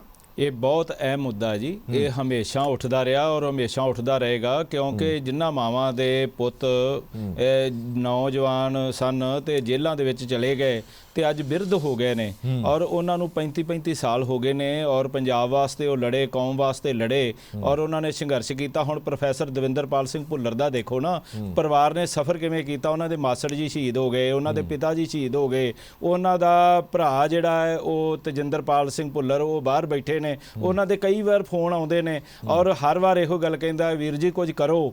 ਔਰ ਇਸੇ ਤਰ੍ਹਾਂ ਸਾਡੇ ਭੈਣ ਜੀ ਨਵਨੀਤ ਕੌਰ ਜਿਹੜੇ ਆ, ਉਹਨਾਂ ਦੇ ਪ੍ਰੋਫੈਸਰ ਦਵਿੰਦਰਪਾਲ ਸਿੰਘ ਭੁੱਲਰ ਦੇ ਸੁਪਤਨੀ ਨੇ, ਉਹਨਾਂ ਨੇ ਖੁਦ ਉੱਥੋਂ ਕਦੀ ਉਹ ਕੈਨੇਡਾ ਹੁੰਦੇ ਨੇ, ਕਦੀ ਇੱਥੇ ਮਾਤਾ ਜੀ ਆ ਪਿਛਲੇ ਸਮੇਂ ਚੜ੍ਹਾਈ ਕਰ ਗਏ ਤੇ ਘਰ ਉਹਨਾਂ ਦੇ ਘਾਹ ਉੱਗੇ ਹੋਏ ਨੇ। ਸੋ ਇਹ ਜਿਹੜਾ ਹੈ, ਜੇ ਇੱਥੇ ਪੰਜਾਬ ਦੇ ਵਿੱਚ ਹੋਰ ਸਾਰੇ ਮਸਲੇ ਨੇ, ਇਹ ਸਭ ਤੋਂ ਅਹਿਮ ਮਸਲਾ ਹੈ। ਔਰ ਇਸ ਮਸਲੇ ਦੇ ਉੱਤੇ ਸ਼੍ਰੋਮਣੀ ਅਕਾਲੀ ਦਲ ਬਹੁਤ ਚੰਗੇ ਢੰਗ ਦੇ ਨਾਲ ਆਉਣ ਵਾਲੇ ਸਮੇਂ ਦੇ ਵਿੱਚ ਅਸੀਂ ਪੂਰੀ ਦ੍ਰਿੜਤਾ ਦੇ ਨਾਲ ਇਹਨਾਂ ਨੌਜਵਾਨਾਂ ਦੀ ਰਿਹਾਈ ਵਾਸਤੇ ਹਰ ਉਹ ਉਪਰਾਲਾ ਕਰਾਂਗੇ ਜਿਸ ਦੇ ਨਾਲ, ਕਿਉਂਕਿ ਉਹਨਾਂ ਨੇ ਜਿਹੜਾ ਮੈਂ ਪਹਿਲਾਂ ਵੀ ਦੱਸ ਚੁੱਕਾ ਕਿ ਜਿਹੜਾ ਕਾਨੂੰਨ ਮੁਤਾਬਕ ਸਜ਼ਾ ਸੀ ਉਹ ਤਾਂ ਪੂਰੀ ਕਰ ਚੁੱਕੇ ਨੇ। ਉਸ ਤੋਂ ਬਾਅਦ ਹੁਣ ਤੁਸੀਂ ਦੇਖੋ, ਆਮ ਆਦਮੀ ਪਾਰਟੀ ਦੇ ਇੱਥੇ ਬੁਲਾਰੇ ਨੇ, ਹੋਰ ਸਾਰਿਆਂ ਮਸਲਿਆਂ ਤੇ ਬੋਲਦੇ ਆ। ਮੈਂ ਭਗਵੰਤ ਮਾਨ ਜੀ ਨੂੰ ਵੀ ਸੁਣ ਰਿਹਾ ਸੀ, ਉਹਨਾਂ ਨੂੰ ਜਦੋਂ ਸਵਾਲ ਕੀਤਾ ਇੱਕ ਜਰਨਲਿਸਟ ਨੇ, ਤੇ ਉਹ ਜਿਹੜੇ ਉਹਨਾਂ ਦੇ ਆਲੇ ਦੁਆਲੇ ਸਨ, ਉਹ ਰਹਿਣ ਦਿਓ ਜੀ, ਰਹਿਣ ਦਿਓ, ਇਹ ਗੱਲ ਨਾ ਕਰੋ ਜੀ। ਇਸੇ ਤਰ੍ਹਾਂ ਹੀ ਰਾਘਵ ਚੱਡਾ ਦੀ ਗੱਲ ਹੋਈ ਹੈ ਕਿ ਉਹ ਵਾਰ-ਵਾਰ ਜਦੋਂ ਉਹਨਾਂ ਨੂੰ ਇਹ ਸਵਾਲ ਕੀਤਾ ਜਾਂਦਾ ਤਾਂ ਪ੍ਰੈਸ ਕਾਨਫਰੰਸ ਛੱਡ ਕੇ ਹੀ ਭੱਜ ਜਾਂਦੇ ਆ। ਤੇ ਇੱਥੇ ਕੌਣ ਬੋਲੇਗਾ ਇਸ ਮਸਲੇ ਦੇ ਉੱਤੇ? ਦਿੱਲੀ ਤੋਂ ਤੁਸੀਂ ਬੁਲਾਰੇ ਲਾਤੇ, ਉਹ ਇੱਥੇ ਆਣ ਕੇ ਹੋਰ ਮਸਲਿਆਂ ਦੀ ਗੱਲ ਕਰਦੇ ਆ ਤੇ ਉਹਨਾਂ ਮਸਲਿਆਂ ਦਾ ਪੰਜਾਬੀਆਂ ਨੂੰ ਪਤਾ ਹੈ ਕਿ ਉਹ ਕਿਵੇਂ ਹੱਲ ਕਰਨੇ ਨੇ। ਬੇਰੁਜ਼ਗਾਰੀ ਦਾ ਵੀ ਪਤਾ ਹੈ ਉਹਦਾ ਕੀ ਹੱਲ ਹੈ, ਔਰ ਜਿੰਨੇ ਵੀ ਹੋਰ ਮਸਲੇ ਨੇ ਉਹਨਾਂ ਦਾ ਵੀ ਪਤਾ ਹੈ। ਪਰ ਸਭ ਤੋਂ ਵੱਡੀ ਗੱਲ ਹੈ ਕਿ ਜਿਹੜੀ ਦਿੱਲੀ ਸਰਕਾਰ ਨੇ, ਕੇਂਦਰ ਸਰਕਾਰ ਨੇ ਜਾਂ ਉੱਥੋਂ ਦੀ ਸਰਕਾਰ ਨੇ ਜੋ ਸਾਡੇ ਨਾਲ ਬੇਇਨਸਾਫੀ ਕੀਤੀ, ਸਾਡੇ ਨੌਜਵਾਨਾਂ ਨੂੰ ਰਿਹਾ ਨਹੀਂ ਕਰਵਾਇਆ, ਤੇ ਉਸ ਸੰਬੰਧ ਦੇ ਵਿੱਚ ਜ਼ਰੂਰ ਗੱਲ ਹੋਣੀ ਚਾਹੀਦੀ ਹੈ ਔਰ ਉਸ ਦੇ ਉੱਤੇ ਹਰ ਇੱਕ ਨੂੰ ਆਪਣਾ ਪੱਖ ਜਿਹੜਾ ਕਲੀਅਰ ਕਰਨਾ ਚਾਹੀਦਾ। ਚਲੋ ਠੀਕ ਹੈ, ਜਿਹੜੀ ਗੱਲ ਪੀਰ ਮੁਹੰਮਦ ਸਾਹਿਬ ਨੇ ਕਹੀ ਉਹ ਮੈਂ ਗੱਲ ਦੁਹਰਾ ਵੀ ਦੇਣਾ। ਅਸੀਂ ਆਮ ਆਦਮੀ ਪਾਰਟੀ ਦੇ ਨਾਲ ਰਾਬਤਾ ਕਾਇਮ ਕਰਨ ਦੀ ਕੋਸ਼ਿਸ਼ ਕੀਤੀ ਸੀ ਕਿ ਇਸ ਮੁੱਦੇ ਤੇ ਤੁਸੀਂ ਆਪਣਾ ਕੋਈ ਬੁਲਾਰਾ ਭੇਜੋ ਜਿਹੜਾ ਸਪਸ਼ਟੀਕਰਨ ਦੇ ਸਕੇ ਕਿ ਇਹ ਮਸਲਾ ਹੈ ਕੀ ਹੈ, ਪਰ ਆਮ ਆਦਮੀ ਪਾਰਟੀ ਨੇ ਇਸ ਮੁੱਦੇ ਤੇ ਆਪਣਾ ਕੋਈ ਵੀ ਬੁਲਾਰਾ ਭੇਜਣ ਤੋਂ ਸਾਫ਼ ਮਨਾ ਕਰ ਦਿੱਤਾ ਕਿ ਇਸ ਮੁੱਦੇ ਤੇ ਹਲੇ ਸਾਨੂੰ ਪਤਾ ਨਹੀਂ ਹੈ ਕਿ ਅਸੀਂ ਕੀ ਬੋਲਣਾ, ਹਲੇ ਪਾਰਟੀ ਦਾ ਕੋਈ ਡਿਸੀਜਨ ਹੋਇਆ ਨਹੀਂ ਹੈ। ਸੋ ਬਹੁਤ ਬਹੁਤ ਧੰਨਵਾਦ ਸਾਰੇ ਮਹਿਮਾਨਾਂ ਦਾ ਇਸ ਪੂਰੀ ਵਿਚਾਰ ਚਰਚਾ ਜੁੜੇ ਰਹਿਣ ਦੇ ਲਈ। ਸੋ ਬੜਾ ਪੱਖਵਾਂ ਤੇ ਅਹਿਮ ਮੁੱਦਾ ਕਿਉਂਕਿ ਬੰਦੀ ਸਿੰਘ ਜਿਹੜੇ ਆਪਣੀਆਂ ਸਜ਼ਾਵਾਂ ਪੂਰੀਆਂ ਕਰ ਚੁੱਕੇ ਨੇ, ਹਲੇ ਵੀ ਜੇਲ੍ਹਾਂ ਦੇ ਵਿੱਚ ਤੈਨਾਤ ਨੇ, ਹਲੇ ਵੀ ਜੇਲ੍ਹਾਂ ਦੇ ਵਿੱਚ ਬੈਠੇ ਹੋਏ ਨੇ ਔਰ ਇਹ ਹਿਊਮਨ ਰਾਈਟਸ ਦਾ ਸਿੱਧਾ ਕਾਣ ਹੈਗਾ, ਮਨੁੱਖੀ ਅਧਿਕਾਰਾਂ ਦਾ ਹਨਨ ਹੈਗਾ ਔਰ ਇਸ ਮਸਲੇ ਤੇ ਲਗਾਤਾਰ ਸਿਆਸਤਾਂ ਜ਼ਰੂਰ ਹੁੰਦੀਆਂ ਰਹੀਆਂ ਪਰ ਫੈਸਲਾ ਕਦੇ ਨਹੀਂ ਹੋ ਪਾਇਆ। ਦੇਸ਼ ਦੁਨੀਆ ਦੇ ਬਾਕੀ ਖਬਰਾਂ ਲਈ ਬਣੇ ਰਹੋ PTC ਨਿਊਜ਼ ਦੇ ਨਾਲ। ਧੰਨਵਾਦ।